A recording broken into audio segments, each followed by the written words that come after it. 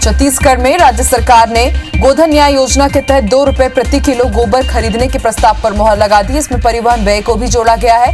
रायपुर में हुई भूपेश कैबिनेट की बैठक में कई अहम फैसले लिए गए। इसमें लंबे समय से चली आ रही शिक्षा कर्मियों की मांग को पूरी करने के लिए भी हरी झंडी दे दी गई है। कैबिनेट ने 16,000 से ज्यादा शिक्षा कर्मियों के संविलियन को मंजूरी दे दी है। इसी साल 1 नवंबर से शिक्षा कर्मी शिक्षा विभाग के कर्मचारी माने जाएंगे। बैठक में कोरोना के चलते यात्री बसों के जून के मासिक कर में भी छूट की अनुमति दी गई है।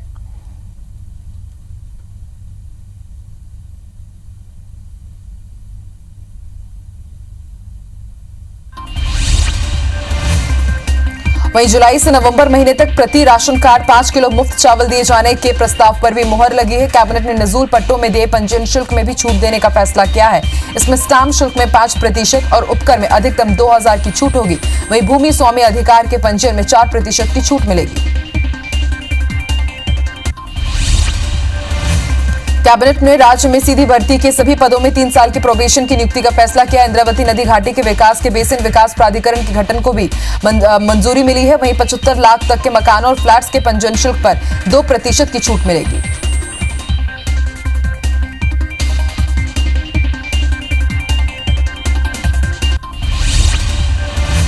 कैबिनेट ने छत्तीसगढ़ संस्कृति परिषद के गठन का भी अनुमोदन किया है। बैठक के दौरान सीजीपीएससी में अध्यक्ष पद पर टामन सिंह सोनवानी और मुख्य सचिव पद पर 3 साल के लिए retired IAS doctor Alok Shukla की संविदा नियुक्ति को मंजूरी दी गई है।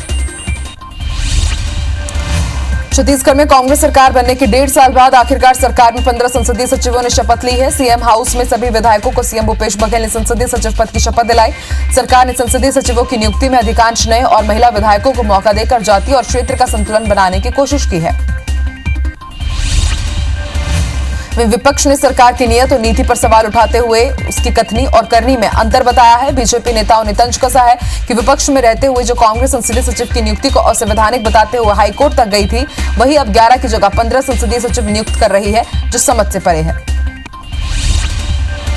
रायपुर में सीएम हाउस में कल दोपहर 12 बजे कांग्रेस विधायक दल की बैठक होगी। माना जा रहा है कि बैठक के बाद निगम मंडल, बोर्ड और आयोग की पहली लिस्ट जारी हो सकती है। सूत्रों से मिली जानकारी के मुताबिक निगम मंडल में वरिष्ठ नेताओं के साथ कुछ विधायकों को भी जगह मिलने जा रही है। बीजेपी ने उपचुनाव की तैयारियों में एक कदम और बढ़ाते हुए अब प्रचार अभियान का आगाज कर दिया। इसी कड़ी में मुख्यमंत्री शिवराज सिंह चौहान, सांसद ज्योतिरादित्य सिंधिया हाटपिपलिया और आगर दौरे पर रहे। इस दौरान दोनों ही क्षेत्र में विकास कार्यों की सौगात भी दी गई। हाटपिपलिया में पूर्व सीएम कैलाश जोशी की प्रतिमा का अनावरण कर स्मृति उद्यान का लोकार्पण किया गया। सीएम शिवराज ने इस दौरान बागली को जिला बनाने की घोषणा की। पूर्व सीएम स्वर्गीय कैलाश जोशी को लेकर मुख्यमंत्री शिवराज सिंह चौहान ने कहा कि कैलाश जोशी ने मुझे राजनीति करना सिखाया। वहीं सिंधिया ने कहा कि स्वर्गीय कैलाश जोशी ने पूरे जीवन जनसेवा की। आज राजनीति में उनके जीवन से बहुत कुछ सीखा जा सकता है। वहीं सिंधिया ने कहा कि स्वर्गीय कैलाश जोशी ने पूरे जीवन जनसेवा की। आज राजनीति में उनके जीवन से बहुत कुछ सीखा जा सकता है। सिंधिया ने कहा कि कांग्रेस सरकार ने जो वादे किए थे उसे पूरा नहीं किया, जबकि सीएम शिवराज सिंह चौहान ने किसानों से जो कुछ कहा उसे पूरा किया। सीएम शिवराज ने कहा कि कांग्रेस ने झूठ बोलकर सरकार बनाई थी। वहीं आगर में भी दोनों नेता कांग्रेस पर जमकर बरसे। आज भोपाल में ज्योतिरादित्य सिंधिया और भाजपा के वरिष्ठ नेता उमा भारती की मुलाकात हुई। भोपाल पहुंचे सिंधिया सीधे उमा भारती से मिलने के लिए उनके बंगले पर पहुंचे, जहां उमा भारती ने उनका तिलक लगाकर स्वागत किया। दोनों के बीच बंद कमरे में चर्चा भी हुई। हालांकि दोनों नेताओं ने इसे शिष्टाचार भेंट बताया है। भाजपा सांसद ज्योतिरादित्य सिंधिया ने कांग्रेस पर जमकर हमला बोला। उन्होंने कहा कि पूरे प्रदेश की जनता का कांग्रेस से मोह भंग हो गया है। साथ ही प्रदेश में 15 महीने चली कांग्रेस की सरकार को उन्होंने भ्रष्टाचारी बताया है। ये भी कहा कि मैं 90 दिन तक शांत था क्योंकि कोरोना का प्रकोप था, लेकिन अब मैं मैदान पर उतर गया हूं, कांग्रेस को जवाब दूंगा। मध्य प्रदेश के जल संसाधन मंत्री तुलसी सिलावट की सावेर से प्रतिष्ठा दांव पर लगी है। भाजपा ने सभी मतभेद को खत्म कर अब सिलावट को जिताने के लिए हर एक मोर्चे को अहम जिम्मेदारी सौंपी है। बीजेपी महिला मोर्चा ने हर हर मोदी घर घर तुलसी के 3 दिनी अभियान की शुरुआत की। अभियान का आगाज निपानिया गांव से किया गया। सावेर उपचुनाव में अब पूर्व लोकसभा अध्यक्ष सुमित्रा महाजन की भी एंट्री हो चुकी है। सुमित्रा महाजन ने इसका आगाज हर हर मोदी घर घर तुलसी अभियान के साथ किया है। ताई ने कहा है कि अभियान तो बहुत पुराना है, लेकिन इसे उपचुनाव से जोड़कर देखा जा सकता है। उन्होंने कहा कि वो भी इस चुनाव में अपना योगदान देंगी। उपचुनाव के पहले कांग्रेस में हो रही अंधाधुंध नियुक्तियों को लेकर मंत्री गोविंद सिंह राजपूत ने हैरानी जाहिर की है। उन्होंने कहा कि पीसीसी में जितने सदस्य हैं उसकी जानकारी पीसीसी चीफ को भी नहीं होगी। गोविंद सिंह राजपूत ने कहा कि गली गली में लोग पीसीसी का पद लिए घूम रहे हैं। पूर्व मंत्री जयभान सिंह पवैया ने कांग्रेस पर तंज कसा है। पवैया ने सीनियर नेताओं के बगावत पर ट्वीट कर सोनिया गांधी से कुनबा बचाने की अपील की है। वहीं कांग्रेस विधायक कुलनाथ चौधरी ने पलटवार करते हुए कहा कि बीजेपी में नेताओं को बात रखने की आजादी नहीं है। मरवाही विधानसभा उपचुनाव को लेकर कांग्रेस ने पूरी ताकत झोंक दी है। अब तक 4 मंत्रियों के साथ पीसीसी चीफ ने भी मरवाही का दौरा किया है। मंत्री गुरु रुद्र कुमार ने कहा कि अजीत जोगी के निधन के साथ ही उनका मरवाही से असर अब खत्म हो गया है। इंदौर सांसद शंकर लालवानी का कहना है कि लोगों की लापरवाही, मास्क न पहनना, शारीरिक दूरी का पालन नहीं करना एक बड़ा कारण है कि मध्य प्रदेश का शहर इंदौर मध्य प्रदेश में हॉटस्पॉट बना हुआ है और लगातार यहां कोरोना संक्रमितों की संख्या बढ़ती जा रही है। जुलाई में एकाएक संक्रमण को फैलने से रोकने के लिए नाकाम रहे शासन ने अब शहर में मंगलवार से दोबारा सख्ती बढ़ाने का फैसला किया है। मध्य प्रदेश में विभागों के बंटवारे पर कांग्रेस के मुख्य प्रवक्ता के मिश्रा ने एक बार फिर ज्योतिरादित्य सिंधिया और शिवराज सिंह चौहान को निशाने पर लिया है। के मिश्रा ने कहा कि आखिरकार क्या कारण है कि यशोधरा राजे सिंधिया जी को उनके कद के अनुरूप विभाग नहीं मिला है। भतीजे से जमीन जायदाद को लेकर जारी अदावत भारी पड़ी है। मध्य प्रदेश में कोरोना के बढ़ते केस की वजह से नई गाइडलाइन लागू की गई है। नई गाइडलाइन पर कांग्रेस ने सरकार पर तंज कसा है। पूर्व मंत्री पीसी शर्मा ने गणेश पंडाल और मुहर्रम के जुलूस के लिए अनुमति देने की मांग की है। बलरामपुर के रामानुजगंज जनपद पंचायत में लॉकडाउन के बाद आज पहली बार सामान्य सभा की बैठक का आयोजन किया गया, जिसमें काफी उठापटक देखने को मिला। बैठक में मछली पालन के लिए लीज में दिए जा रहे जलाशय को लेकर बहस छिड़ गई और 9 जनपद सदस्यों ने नियम के खिलाफ आवंटन का विरोध करते हुए सामान्य सभा का बहिष्कार कर दिया। मध्य प्रदेश विधानसभा में 21 जुलाई को बजट पेश किया जाएगा। मध्य प्रदेश विधानसभा का मॉनसून सत्र 20 जुलाई से शुरू होगा। सदन की कार्यवाही के लिए अधिसूचना जारी कर दी गई है। मध्य प्रदेश सरकार ने होशंगाबाद समेत मंडला, अशोकनगर, उज्जैन और आगर मालवा जिलों की रेत खदानों के लिए दूसरी बार जो ऑनलाइन टेंडर प्रक्रिया थी जो शुरू की गई थी उसे अब रोक लगा दी है। Madhya Pradesh state mining corporation ने टेंडर प्रक्रिया निरस्त करने के आदेश जारी किए हैं। 11 जुलाई को टेंडर भरने का आखिरी दिन था और 13 जुलाई को टेंडर खोले जाने थे। 10 साल से सिंगरौली रीवा नेशनल मार्ग की हालत खराब है। कांग्रेस नेताओं ने नेशनल हाईवे राजमार्ग पर धान रोककर इसका विरोध किया। जिला कमेटी शहर अध्यक्ष अरविंद सिंह चंदेल के नेतृत्व में कांग्रेसी कार्यकर्ताओं ने धरना प्रदर्शन किया। कांग्रेसियों ने राज्यपाल के नाम कलेक्टर प्रतिनिधि को एक ज्ञापन सौंपकर सड़क निर्माण कराए जाने की मांग भी की। गुना में तहसीलदार निर्मल राठौर के नेतृत्व में अतिक्रमण हटाने के दौरान एक दंपति ने कीटनाशक दवा पीकर सुसाइड करने की कोशिश की। इसमें प्रशासन के होश उड़ गए हैं। आनन फानन में दोनों को जिला चिकित्सालय भेजा गया, जहां दोनों का इलाज जारी है। पुलिसकर्मियों ने दंपति पर जमकर लाठी भी बरसाई। दोनों को बुरी तरह से पीटा गया। बरसात में जबलपुर शहर के जर्जर भवनों के ढहने से कभी भी बड़ा हादसा हो सकता है। संस्कारधानी में वर्षों पुरानी जर्जर इमारतें मौत को दावत दे रही है, जो बारिश में कभी भी लोगों की जान पर भारी पड़ सकती है। बावजूद नगर निगम उदासीनता बरत रहा है। राइट टू एजुकेशन के तहत निजी स्कूलों में दाखिले के लिए डॉक्यूमेंट वेरिफिकेशन का आज आखिरी दिन रहा। इस दौरान जिला शिक्षा कार्यालय में विभागीय अधिकारियों और पालकों के बीच बहस देखने को मिली। पालकों ने विभाग पर लापरवाही बरतने का आरोप लगाया है। अंबिकापुर के पौष इलाके ऑफिसर क्लब में उस वक्त हड़कंप मच गया जब ऑफिसर क्लब के गेट पर ही एक युवक की फांसी पर लटकते हुए लाश मिली। ऑफिसर क्लब के ठीक बगल में आईजी बंगला है, जहां 24 घंटे जवानों की ड्यूटी होती है, लेकिन तैनात जवानों ने युवक को फांसी लगाते नहीं देखा। वहीं पुलिस मामले की जांच में जुट गई है। बलरामपुर के राजपुर थाना क्षेत्र के खोडरो गांव में आज एक 5 साल के बच्चे की कुएं में डूबने से मौत हो गई। बच्चा खेलते खेलते कुएं में जा गिरा और मिट्टी में दस गया। काफी मशक्कत के बाद बच्चे को बाहर निकाला गया। उसके बाद बच्चा 5 मिनट तक जीवित रहा, फिर उसकी मौत हो गई। वहीं बच्चे की मौत से पूरा परिवार मातम में डूबा हुआ है। सिंगरौली में एक मजदूर की मौत के बाद परिजनों ने जमकर हंगामा किया। दरअसल मुन्नीलाल एक दुकान में खाद उतारने के दौरान घायल हो गया था, जिसके बाद उसे अस्पताल में भर्ती करवाया गया, जहां उसकी मौत हो गई, जिससे नाराज परिजनों ने कार्रवाई की मांग को लेकर परसौना खुटार मार्ग को जाम कर दिया। बिलासपुर के छुईहा गांव में जादू टोना के शक पर एक युवक ने अपनी चाची को धनुष और तीर से हमला कर दिया, जिससे उसकी मौत हो गई। घटना के बाद मृतका के पति की शिकायत पर पुलिस ने मामला दर्ज कर आरोपी को गिरफ्तार कर लिया और आगे की कार्रवाई में जुटी है। कटनी के बरही थाना क्षेत्र में 7 दिनों पहले फर्नीचर व्यापारी की तंत्रमंत्र करने के लिए संपर्क में आए लोगों द्वारा की गई हत्या का पुलिस ने खुलासा करते हुए एक महिला को गिरफ्तार किया। अभी 3 आरोपी फरार हैं, जिनकी पुलिस तलाश कर रही है। एसपी ने बताया कि हत्या के खुलासे के लिए एक टीम गठित की गई थी। कोंडागांव के दूधगांव के पास एक बाइक खड़े ट्रक से टकरा गई, जिससे बाइक सवार मसौरा पंचायत के सचिव की मौके पर ही मौत हो गई, जबकि एक महिला गंभीर रूप से घायल हो गई है, जिसे 108 एम्बुलेंस से जिला अस्पताल में भर्ती कराया गया। रतलाम के जावरा में एक दुकानदार को 2 युवकों ने दुकान के अंदर घुसकर गोली मारकर फरार हो गए, जिसके बाद दुकानदार हातिम बोहरा को गंभीर हालत में अस्पताल में भर्ती किया गया है, जहां उनका इलाज जारी है। पुलिस सीसीटीवी फुटेज के आधार पर आरोपियों की तलाश कर रही है। साथ ही 2 आरोपियों पर 10,000 का इनाम भी घोषित किया गया है। बैतूल में युवक की हत्या का खुलासा करते हुए पुलिस ने 5 आरोपियों को गिरफ्तार किया। पुलिस अधीक्षक ने बताया कि हत्या की वारदात व्यक्तिगत विवाद के चलते अंजाम दी गई है। आरोपियों ने हत्या के सबूत को मिटाने के लिए खून से सने कपड़े जला दिए थे। जांजगीर चांपा जिले के मालखरौदा अस्पताल में डॉक्टरों की लापरवाही और मनमानी एक बार फिर उजागर हुई है। इस मामले की जानकारी स्वास्थ्य मंत्री QS सिंहदेव को भी सोशल मीडिया के माध्यम से लोगों ने दी है। मालखरौदा अस्पताल के डॉक्टरों की लापरवाही को लेकर CMHO डॉक्टर SR बंजारे ने BMA को फटकार भी लगाई है। भोपाल में नाबालिग लड़कियों के यौन शोषण के आरोप में घिरे कथित पत्रकार प्यारे मियां पर 30,000 का इनाम घोषित कर दिया गया है। सीहोर के आश्रम में एक कार मिली है। प्यारे मियां की सहयोगी स्वीटी को पुलिस ने गिरफ्तार कर लिया है। कोतवाली थाना से पुलिस को चकमा देकर फरार गांजा तस्करी के आरोपी पति पत्नी को पुलिस ने गिरफ्तार कर लिया। फरार आरोपी दंपति को ग्रामीण युवाओं की मदद से मंगोली खुर्द के लगे वैन गंगा नदी से गिरफ्तार कर चुकी है। दोनों फरार पति पत्नी पर पुलिस अधीक्षक ने 10,000 का इनाम घोषित कर रखा था। बेबाकी से गांजे की तस्करी करते दंपति का आपराधिक रिकॉर्ड खंगाला जा रहा है। धार जिले की मनावर पुलिस ने 1 साल से फरार फर्जी रजिस्ट्री के आरोपी इकबाल खान टाइपिस्ट को गिरफ्तार कर लिया। आरोपी पर 3,000 रुपए का इनाम भी घोषित था।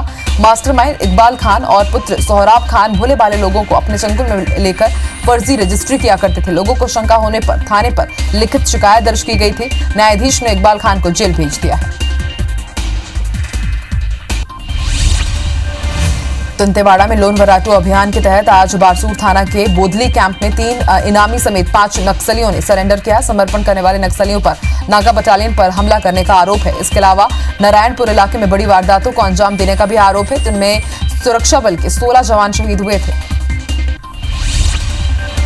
राजस्थान के भीलवाड़ा में अपनी पत्नी को बुरी तरह पीटने वाले शख्स को पुलिस ने गिरफ्तार किया है। रतलाम के मालक चौक में अपनी मायके आई पत्नी से मारपीट करने पति पहुंचा था। शिकायत के बाद पति को पुलिस ने गिरफ्तार कर लिया। आरोप है कि आरोपी राहुल सोनी दहेज के लिए पत्नी पर अत्याचार करता था। रायगढ़ की कोतवाली पुलिस ने शहर के दीनदयालपुरम इलाके से एक युवक को 1 देसी कट्टे, 12 बोर की राइफल और जिंदा कारतूस के साथ गिरफ्तार किया। आरोपी युवक पेशे से ट्रक ड्राइवर बताया जा रहा है। खास बात यह है कि युवक YouTube देखकर खुद ही कट्टा और राइफल असेंबल कर लिया करता था। गिरफ्तार युवक बिहार का रहने वाला है। दुर्ग के बाजारों में लगातार चोरी की वारदात को अंजाम देने वाले 2 आरोपियों को पुलिस ने गिरफ्तार किया। शातिर चोरों ने मिलकर कुल 7 चोरी की वारदात को अंजाम दिया है। पकड़े गए चोर दिन के समय पहले रेकी किया करते थे और रात में चोरी की घटना को अंजाम दिया करते थे। राजम के गोबरा नवापारा में आज अभनपुर SDM के नेतृत्व में राजस्व, नगर पालिका और पुलिस ने संयुक्त अभियान चलाते हुए कोरोना गाइडलाइन का उल्लंघन करने वाले दुकानदारों और आम लोगों के खिलाफ चालानी कार्रवाई की। साथ ही अगली बार उल्लंघन करते पाए जाने पर दुकान सील करने और थाने में FIR दर्ज कराने की बात कही गई है। ग्वालियर में एक युवक ने मामूली विवाद पर अपनी युवती दोस्त को किले से धक्का दे दिया और वहां से फरार हो गया। वहीं घायल युवती की अस्पताल में इलाज के दौरान मौत हो गई। युवती के परिजनों ने शव को थाने लेकर पहुंचे और आरोप लगाया कि 3 युवकों ने युवती को किले से धक्का देकर उनकी हत्या की है। वहीं पुलिस ने हत्या का मामला दर्ज कर जांच शुरू कर दी है। धार के पीतमपुर में अवैध रूप से शराब लेकर जा रहे 2 तस्करों ने पुलिसकर्मियों पर वाहन चढ़ाने का प्रयास किया और वहां से फरार हो गए, लेकिन पुलिस ने दूसरे थानों की सहायता से पीछा कर उन्हें दबोच लिया और कार से 7 पेटी अवैध देसी शराब जब्त की गई है, जिसकी कीमत 25,000 रुपए बताई जा रही है। अभनपुर के दुसेरा गांव में 7,39,000 रुपए की सरकारी राशन की हेराफेरी करने वाले दुकान संचालक के खिलाफ प्रशासन ने FIR दर्ज कराई। अभनपुर के तत्कालीन खाद्य निरीक्षक ने राशन दुकान का आकस्मिक निरीक्षण किया था। इस दौरान भौतिक सत्यापन में दुकान से करीब 195 क्विंटल चावल और 90 किलो शक्कर गायब मिला था। नीमच के जावद नगर में जिला सहकारी केंद्रीय बैंक में एक नाबालिग ने दिन दहाड़े 10 लाख रुपए पर हाथ साफ कर दिए। जब तक बैंक कर्मचारियों को जानकारी मिलती तब तक चोर रफू चक्कर हो चुका था। बच्चा बड़े शातिर तरीके से बैंक में घुसा और मौका देखकर काउंटर से 500 रुपए के 2 बंडल थैले में डालकर फरार हो गया। वहीं पुलिस ने जांच शुरू कर दी है। कोतवाली थाने से पुलिस को चकमा देकर भागे गांजा तस्करी के आरोपी पति पत्नी के मामले में आखिरकार पुलिस अधीक्षक ने गंभीरता दिखाते हुए थाना प्रभारी सहित कुल 5 पुलिस कर्मियों को निलंबित कर दिया। रविवार को लॉकडाउन में वाहन चेकिंग के दौरान सरेखा चौक एक बाइक सवार पति पत्नी से 5 किलो गांजा बरामद हुआ था। पत्थलगांव क्षेत्र में मांड नदी और नालों से रेत के अवैध उत्खनन की शिकायतों के बाद एसडीएम ने कड़ा रुख अपना लिया है। यहाँ राजस्व अमले ने रेत के अवैध परिवहन करने वाले 5 वाहनों को जब्त कर लिया है। जांच टीम के 5 ट्रैक्टर मालिकों के विरुद्ध कार्रवाई के बाद रेत माफिया में दहशत है। भूमि कटाव रोकने के लिए नदी नालों के किनारे वृक्षारोपण किया गया। सरगुजा के लखनपुर स्थित छत्तीसगढ़ राज्य ग्रामीण बैंक में आगजनी का अलग ही मामला सामने आया, जहां आरोपियों ने बैंक में सेंधमारी कर चोरी न करके महत्वपूर्ण डॉक्यूमेंट्स में आग लगा दी, जिसके चलते बैंक के जो जरूरी कागजात हैं वो जलकर खाक हो गए। लोरबी में पटवारी पर काम के बदले रिश्वत मांगने का वीडियो सोशल मीडिया पर वायरल हो रहा है। ग्राम घानाघाट निवासी देवेंद्र जायसवाल ने पर्ची नामांतरण में ऑनलाइन एंट्री के लिए 4 महीने पहले आवेदन दिया था। पटवारी ओम प्रकाश राजपूत ने काम के बदले 10,000 रुपए की मांग की थी। प्रार्थी देवेंद्र जायसवाल ने पूरे मामले की शिकायत मुंगेली कलेक्टर से की थी। जशपुर जिले के जोरंडा झराई गांव में दुकानदार रामेश्वर डनसेना ने बिस्किट खरीदने आए 8 साल के एक मासूम की जमकर पिटाई कर दी थी, जिसका वीडियो वायरल हुआ। दुकानदार ने मासूम को पेड़ से बांधकर पीटा था। बहरहाल पुलिस ने आरोपी दुकानदार को गिरफ्तार कर लिया है। अयोध्या और भगवान राम पर दिए विवादित बयान को लेकर नेपाल के प्रधानमंत्री केपी ओली के खिलाफ ग्वालियर में पोस्टर जलाए गए हैं। प्रबुद्ध नागरिक मंच की तरफ से वीरांगना लक्ष्मीबाई की समाधि स्थल के सामने खड़े होकर लोगों ने नेपाल के पीएम के खिलाफ नारे लगाए और उन्हें चीन का चमचा भी बताया। छिंदवाड़ा जिले के हर्रई थाना के दूलादेव के घाटी में एक ऑयल का टैंकर अनियंत्रित होकर पलट गया। खाद्य तेल के इस टैंकर के पलटने की जानकारी जैसे ही लोगों को लगी, फिर क्या था, लूट मच गई, जिससे जो मिला उसी से वो तेल भरकर घर ले जाने लगे। कोई कैन तो कोई डब्बा लेकर तेल लूटने के लिए पहुंचा। धमतरी के भाटा गांव में एक बड़ा हादसा होते होते टल गया। दरअसल गैस टैंकर से अचानक गैस का रिसाव होने लगा, जिसे पुलिस की सहायता से समय पर ठीक कर लिया गया, नहीं तो एक बड़ा हादसा हो सकता था। एलपीजी गैस से भरा हुआ था और टैंकर चेन्नई से रायपुर जा रहा था। इस दौरान टैंकर से अचानक गैस लीकेज होने लगा। नगरी के बेलर गांव कृषि उपज मंडी प्रशासनिक उदासीनता के चलते खंडर में तब्दील होती जा रही है। इस उप मंडी का निर्माण साल 2005 से 6 के बीच में किया गया था और इसकी लागत 30 लाख रुपए बताई गई है। इसके अलावा गोदाम भवन और अन्य सुविधाएं भी इस परिसर में बनाई गई थी। लाखों खर्च करने के बाद भी रखरखाव के अभाव में अब मंडी खंडर में तब्दील हो गई है।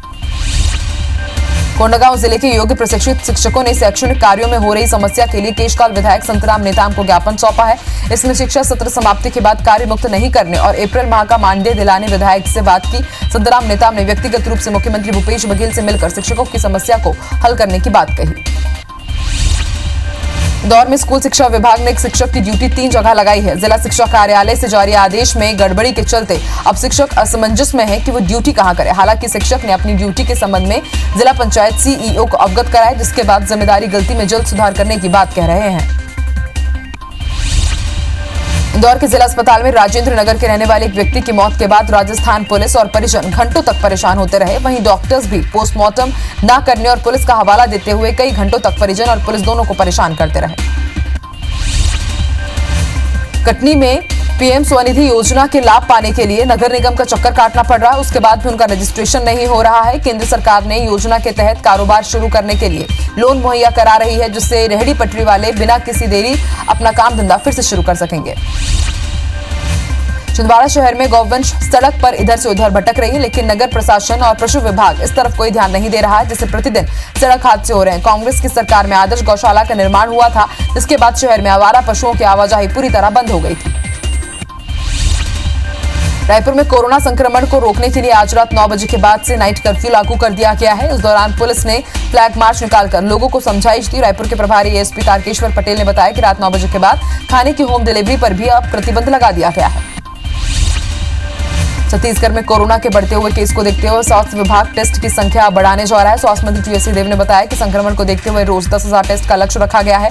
राजनांदगांव, बिलासपुर, अंबिकापुर मेडिकल कॉलेज में सैंपलों का आरटीपीसीआर जांच शुरू होने वाली है। अभी प्रदेश में 4 जगह पर आरटीपीसीआर टेस्ट हो रहे हैं। जांजगीर चांपा के जिला अस्पताल के परिसर में ट्रू नेट मशीन से अब कोरोना सैंपल की जांच शुरू हो गई है। यहाँ 15 से करीब 15 कोरोना सैंपल की जांच हो रही है। आने वाले दिनों में एक और ट्रू नॉट मशीन यहाँ लगाई जाएगी, जिसके बाद कोरोना सैंपल की जांच दुगनी हो जाएगी। इसके पहले जिले के कोरोना सैंपल की जांच रायपुर रायगढ़ मेडिकल कॉलेज में ही हो रही थी।